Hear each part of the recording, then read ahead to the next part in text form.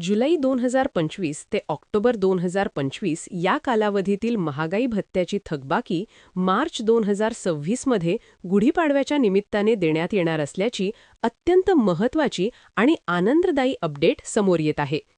या निर्णयामुळे राज्य सरकारी कर्मचारी, स्थानिक स्वराज्य संस्थांचे कर्मचारी तसेच पेन्शनधारकांना मोठा आर्थिक दिलासा मिळण्याची शक्यता आहे.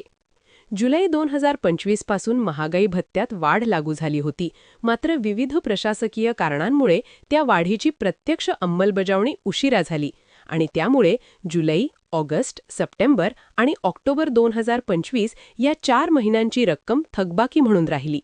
आता हीच थकबाकी मार्च 2026 मध्ये एकरकमी देण्याचा विचार सुरू असल्याने कर्मचाऱ्यांमध्ये उत्सुकता आणि आनंदाचे वातावरण निर्माण झाले आहे. ही थकबाकी किती मिळू शकते हे प्रत्येक कर्मचाऱ्याच्या मूलभूत पगारावर अवलंबून असेल.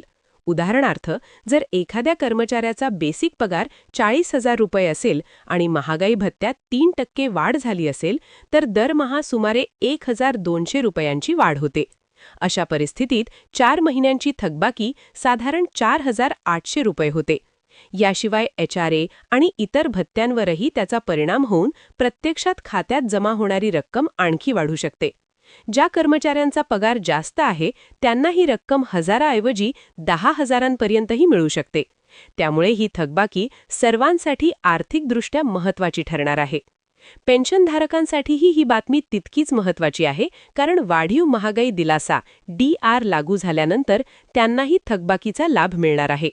31 डिसेंबर 2025 पूर्वी निवृत्त झालेले तसेच त्यानंतरचे पात्र पेन्शनधारक यामध्ये समाविष्ट असू शकतात. त्यामुळे लाखो पेन्शनधारकांच्या खात्यात देखील एकरकमी रक्कम जमा होण्याची शक्यता आहे. गुढीपाडवा हा महाराष्ट्रातील नवीन वर्षाचा सण असल्यामुळे शासन अशा सणासुदीच्या पार्श्वभूमीवर कर्मचाऱ्यांना आर्थिक भेट देण्याचा निर्णय घेतो असे यापूर्वीही अनेकदा दिसून आले आहे. त्यामुळे यावेळीही गुढीपाडव्याच्या आधी किंवा त्याच आठवड्यात थकबाकी जमा होण्याची शक्यता व्यक्त केली जात आहे. काही वेळा शासन थकबाकी हप्त्यांमध्ये देते, मात्र सणाच्या निमित्ताने एकरकमी देण्याची शक्यता अधिक मानली जात आहे.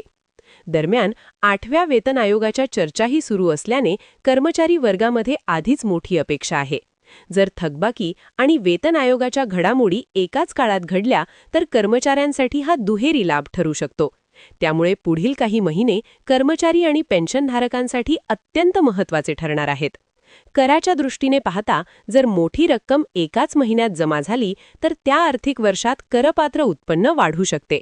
त्यामुळे काही कर्मचाऱ्यांच्या पगारातून TDS कपात वाढण्याची शक्यता आहे. म्हणूनच ही रक्कम मिळण्यापूर्वी आर्थिक नियोजन करणे आवश्यक आहे. योग्य गुंतवणूक, बचत आणि कर नियोजन केल्यास या रकमेचा अधिक फायदा घेता येऊ शकतो. ही थकबाकी संबंधित वेतन प्रणालीमार्फत प्रक्रिया केली जाईल. शासकीय कार्यालयांकडून वेतन बिले तयार करून कोषागार विभागाकडे पाठवली जातील आणि मंजुरी मिळाल्यानंतर रक्कम थेट कर्मचाऱ्यांच्या व पेन्शनधारकांच्या बँक खात्यात जमा केली जाईल. तथापि अंतिम निर्णय हा अधिकृत शासन निर्णय GR आल्यानंतरच स्पष्ट होईल. त्यामुळे कोणत्याही अफवांवर विश्वास न ठेवता अधिकृत आदेशाची प्रतीक्षा करणे आवश्यक आहे. एकदा शासन निर्णय जाहीर झाल्यानंतर नेमकी तारीख, रक्कम आणि वितरणाची पद्धत स्पष्ट होईल. एकूणच जुलै ते ऑक्टोबर 2025 या 4 महिन्यांची थकबाकी मार्च 2026 मध्ये गुढीपाडव्याच्या निमित्ताने मिळण्याची शक्यता ही कर्मचाऱ्यांसाठी मोठी आनंदाची बातमी आहे. ही रक्कम त्यांच्या आर्थिक गरजा पूर्ण करण्यासाठी, कर्जफेडीसाठी, गुंतवणुकीसाठी किंवा सणासुदीच्या खर्चासाठी मोठी मदत करू शकते. त्यामुळे सर्वांचे लक्ष आता शासनाच्या अधिकृत निर्णयाकडे लागले आहे.